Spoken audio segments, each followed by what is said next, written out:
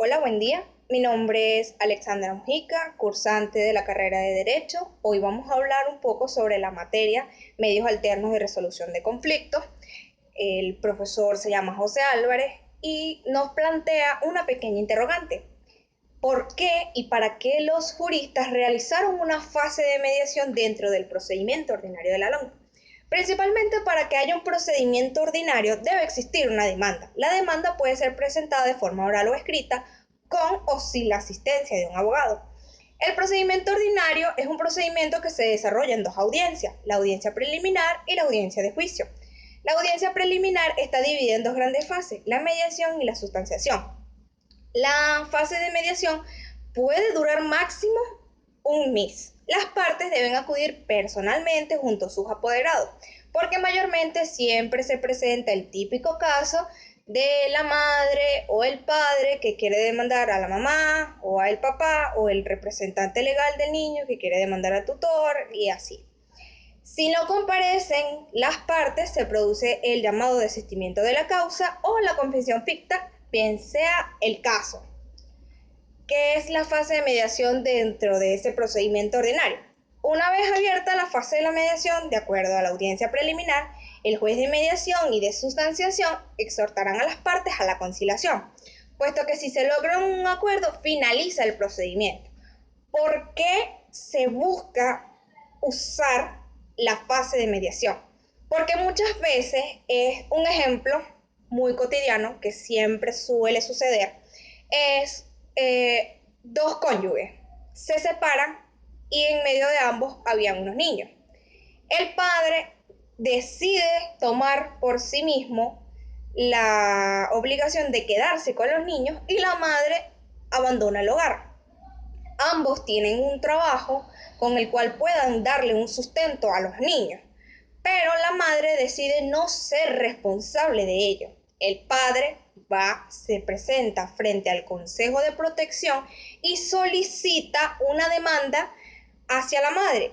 ¿Qué es lo que él pide? Una obligación de manutención. ¿Por qué? Porque viendo cómo se encuentra la situación, ambos padres deben darle 50 y 50 a cada niño. No puede tener solamente la responsabilidad uno de los padres.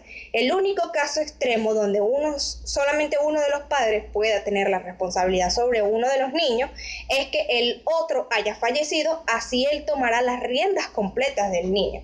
¿Qué pasa? También existe otro de las interrogantes, que es cuando se solicita un régimen de convivencia familiar, que es donde se establecen las visitas hacia los niños. Bueno, si no se logra y se vence el lapso o si se llegara a un acuerdo parcial, se fija la oportunidad de la fase de la sustanciación, si el proceso de la fase de mediación fracasa.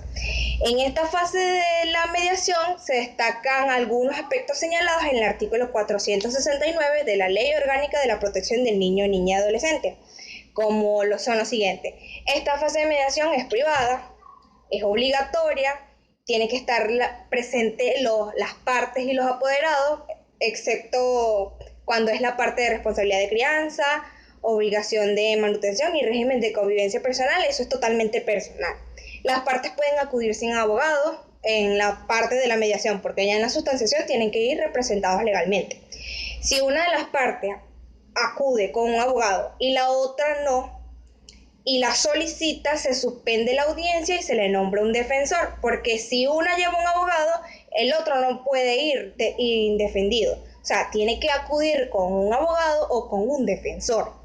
Se debe oír la opinión del niño, la niña o el adolescente en lo que es la parte de la responsabilidad de crianza, porque si son adolescentes mayores de 12 años, o bueno, también los niños entran dentro del proceso, más que todo siempre son los de 12 años los que deciden con cuál de ambos desean vivir.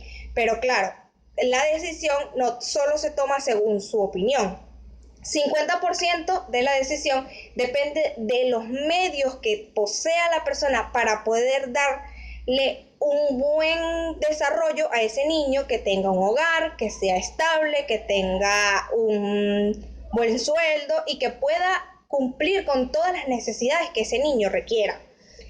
No se puede exceder más de un mes, salvo acuerdo expreso entre las partes, no procede en partes de lo que son adopciones, colocaciones familiares, entidades de atención e infracciones a la protección indebida, puesto que ya estamos hablando de temas mayores y esa parte de la audiencia preliminar no toma la fase de la mediación, sino que va directamente a la fase de sustanciación. Y pues por último, si no se comparece al demandante injustificadamente, se extingue la instancia, puesto que si no comparece el demandado injustificadamente, se presume como ciertos los hechos hasta que se pruebe lo contrario, excepto donde se procede la confesión ficta, dando por concluida la fase de mediación. Entonces aquí tenemos el por qué y el para qué se utiliza la fase de mediación. ¿Por qué se utiliza? Porque si se logra un acuerdo, se finaliza el procedimiento y no llegamos a una instancia de una audiencia de juicio donde se tenga que realizar un procedimiento extenso para lograr a una decisión que, obteniéndola por medio de la conciliación, puede reducir el proceso y hacerlo más fácil para las partes. Espero le haya gustado mi opinión con respecto al tema. Muchísimas gracias.